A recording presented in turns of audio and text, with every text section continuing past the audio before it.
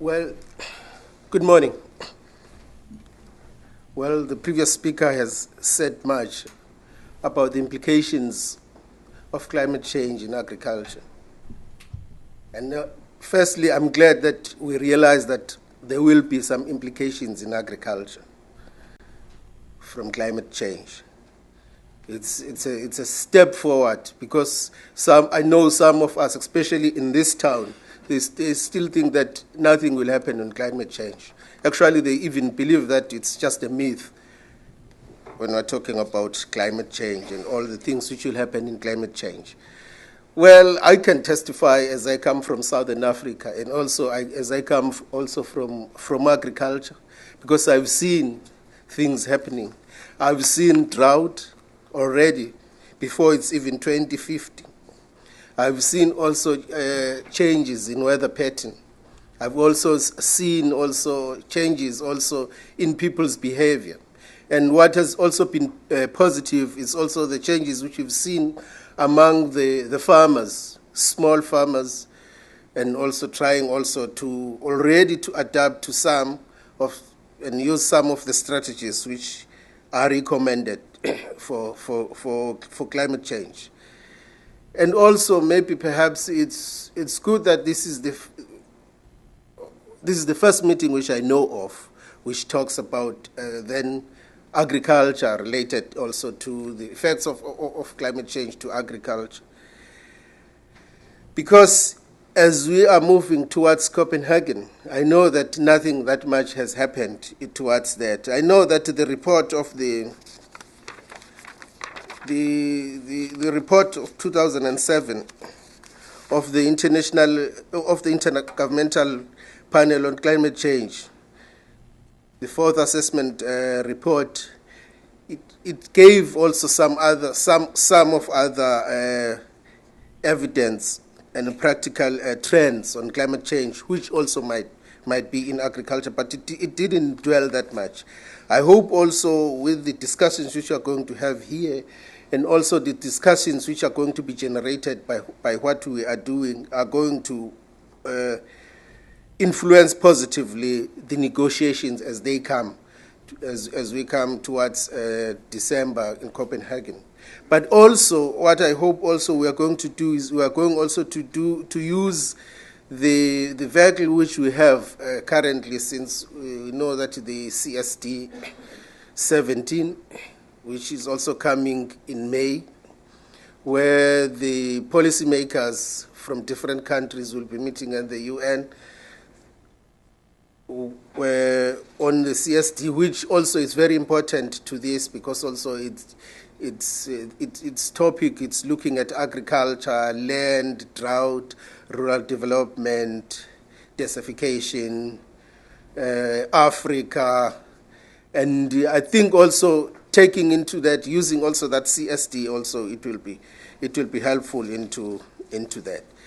Maybe then let me just talk, because I can't reinvent the wheel.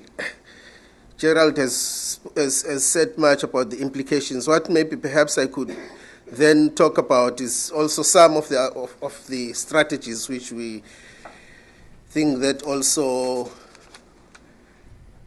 have some of the things which have happened as we are looking at this. Let me talk about some that adaptation on these strategies, some of the things which farmers and some local farmers have started using, or also which may have to contend with.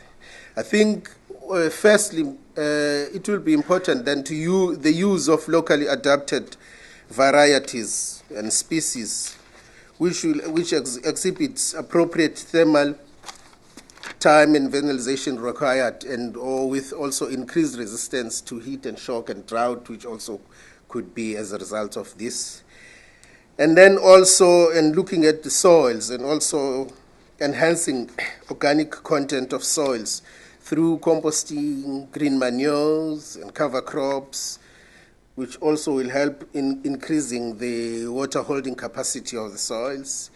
And then also the use also of locally knowledge and practices also, that also it's one of the strategies, also adaptation strategies, and managing water and then use of crop diversification, and then also the preventing pest and disease and weed infestation. And also using the tools which also IFPRI is coming with, also using of climate forecasting, which also will may reduce also the production risks. And I think also those are some of the important strategies which we should also be using in adapting in the climate change.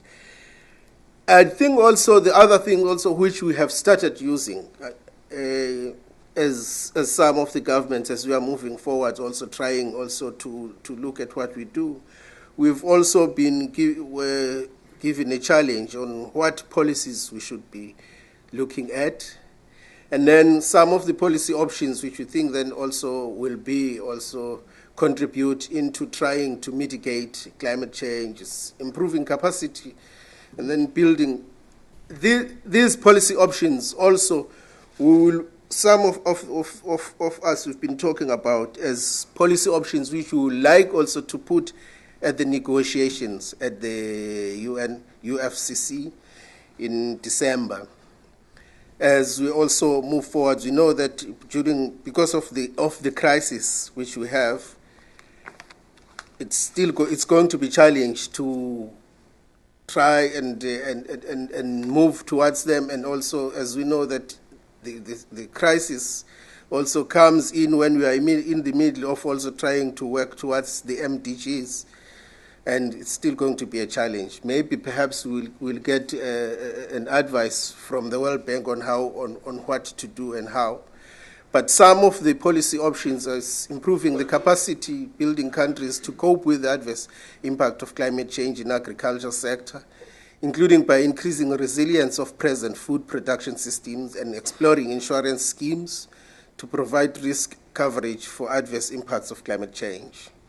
Then secondly, provide new and additional financial resources for adaptation measures in the agricultural sector. And then strengthening implementing mechanisms for adaptation measures in agriculture. And then also it must be recognized that increased agricultural production is central effort aimed towards attainment of food security, poverty alleviation, and economic development, particularly in the developing countries. As you know that most of the countries which are threatened by climate change, I don't know whether for what reason is, but those countries, they are concentrating in the southern hemisphere. And also most of those are also the countries also which are less fortunate than other countries in the northern hemisphere. I think this is also the apartheid of the world, as I could see it, because it does whatever which we don't know what it is. And then increasing production and productivity per unit of land should also be done in a manner that is sustainable natural resource management. You know also that also the forestry pattern is changing, and also as drought is coming, and also as threat is coming, we need also to know that also still agriculture together with forestry will work towards the preservation of what we have, and also it's going to be an important element in this time. And then access to agricultural inputs and appropriate technologies by all farmers also, it's important factors in increasing production and facing the threats of climate change. Then as we had heard also from the previous speaker, that also access to information, technical support, and effective extension services. Those are the practical things also which maybe perhaps the policy could be added in the policy options which could look at this threat as we see the impacts of climate change in agriculture. And also some of the supports which might also be needed is supporting the acquisition and adoption and access to appropriate technologies, scientific research, education and data collection, monitoring capacity as needed. And then stepping up also on some support on drought monitoring system and early warning capacities in affected developing countries, which also I think then also that is going to affect how also we come across and supporting the IACs, especially the IFPRI as it's move with the policy and with the policy research on how also we go and mitigate in this. And also I'm glad that some of the or most of the CGIAR centers, they started long time ago, and as long as 1995, 97, to look at maybe perhaps at the impacts of climate change and how they could shift and focus and look forward to what they could do. And then the support is needed, and then strengthening also of regional international drought monitoring centers and early warning systems such as the Global Climate Change Observation System, and the support in the establishment of regional remote sensing units. And some of these things also are things which are already being tabled and also which are already talking about, which also might be some of the things which we will want to take to Copenhagen in December, but also some of the things also which we are thinking also that also they might also contribute at the CSD, which is coming. To conclude, just in concluding, what also I could say in concluding is that climate change is probably the greatest threat to global sustainable development, and adaptation to climate change in relation to agriculture remain a key priority, especially for the countries, the developing countries, and also the developing countries, both large countries and small countries, because even in the Pacifics, climate change also you can see already the result, some of the indications of what is happening, which is not as contributing towards agriculture in a positive way. So I think then maybe perhaps this forum will help us then to look around and talk and see how do we strengthen those strategies, and also how do we also strengthen the policy options which we think that maybe perhaps could be. And then also open an avenue of trying to put a chapter on agriculture at the Copenhagen conference. Thank you.